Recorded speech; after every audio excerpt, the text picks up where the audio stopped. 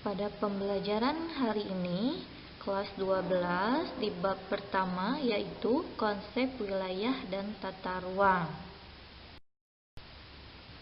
Dengan tujuan pembelajaran, mampu memahami konsep wilayah dan perwilayahan dalam perencanaan tata ruang wilayah nasional, provinsi, dan kabupaten atau kota melalui materi menjelaskan konsep wilayah, pembangunan, dan tata ruang. Kita lihat pengertian wilayah. Menurut Taylor, wilayah adalah bagian dari permukaan bumi yang berbeda dan ditunjukkan oleh sifat-sifat yang berbeda dari lainnya.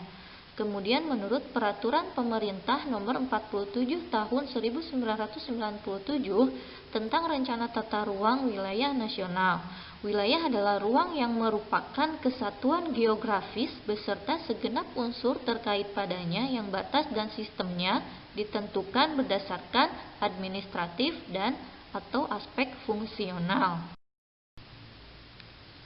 Contohnya, wilayah pantai yang permukaannya tertutup pasir dan air laut jelas berbeda dengan wilayah pegunungan yang dipenuhi gunung-gunung.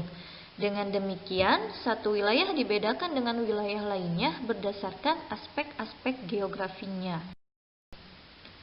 Lalu di sini ada pembagian wilayah. Yang pertama ada wilayah formal atau uniform region. Wilayah yang dicirikan berdasarkan keseragaman atau homogenitas tertentu. Misalnya berdasarkan kriteria fisik atau alam maupun kriteria sosial budaya.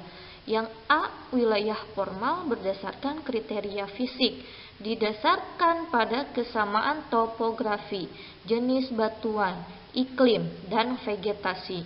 Misalnya, wilayah pegunungan kapur atau kars, wilayah beriklim dingin, dan wilayah vegetasi mangrove.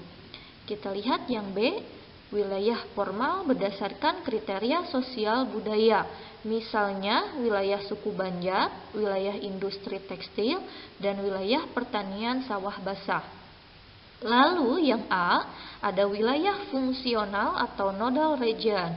Wilayah yang dicirikan dengan kegiatan yang saling berhubungan antara beberapa pusat kegiatan secara fungsional. Misalnya, wilayah Jabodetabek secara fisik memang berbeda atau heterogen, namun secara fungsional saling berhubungan dalam memenuhi kebutuhan hidup di setiap wilayah. Perwilayahan, kita lihat perwilayahan. Perwilayahan atau regionalisasi adalah suatu proses penggolongan wilayah berdasarkan kriteria tertentu. Klasifikasi atau penggolongan wilayah dapat dilakukan secara formal maupun fungsional. Dalam perencanaan pembangunan, pemerintah harus memahami kondisi suatu wilayah karena setiap wilayah memiliki kondisi yang berbeda-beda. Nah, di sini ada penggolongan wilayah secara garis besar terbagi atas natural region atau wilayah alamiah atau fisik berdasarkan ketampakan alami seperti wilayah pertanian dan kehutanan.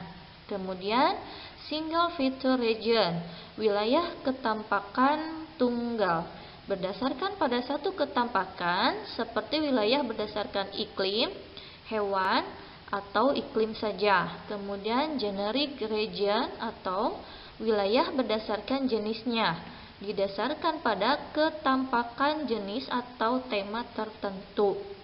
Misalnya di wilayah hutan hujan tropis yang ditonjolkan hanyalah flora tertentu seperti anggrek. Specific region, wilayah spesifik atau khusus, dicirikan kondisi grafis yang khas dalam hubungannya dengan letak, adat istiadat, budaya, dan kependudukan secara umum. Misalnya wilayah Asia Tenggara, Eropa Timur, dan sebagainya. Adapun faktor analisis region atau wilayah analisis faktor berdasarkan metode statistik deskriptif atau dengan metode statistik analitik. Penentuan wilayah berdasarkan analisis faktor terutama bertujuan untuk hal-hal yang bersifat produktif seperti penentuan wilayah untuk tanaman jagung dan kentang.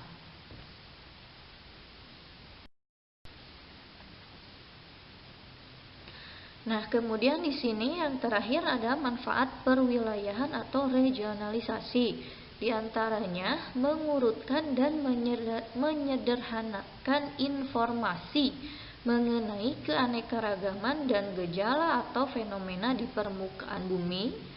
Yang kedua, untuk meratakan pembangunan di semua wilayah sehingga dapat mengurangi kesenjangan antar wilayah. Yang ketiga, memudahkan koordinasi berbagai program pembangunan pada tiap daerah. Kemudian, memantau perubahan-perubahan yang terjadi baik gejala alam maupun manusia. Nah, kita ambil kesimpulan dari materi ini. Dapat disimpulkan, wilayah adalah area di permukaan bumi yang dibatasi oleh kenampakan tertentu yang bersifat khas dan membedakan wilayah tersebut dengan wilayah lainnya.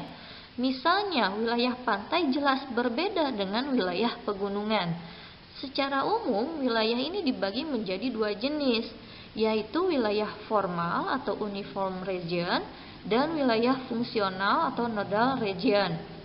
Kemudian perwilayahan merupakan upaya membagi-bagi permukaan bumi menjadi unit-unit teritorial dalam lingkup dan tujuan tertentu. Adapun manfaatnya dari perwilayahan ini yaitu mengurutkan keanekaragaman permukaan bumi. Nah, itu kesimpulan yang bisa kita dapatkan pada pertemuan kali ini. Semoga bermanfaat.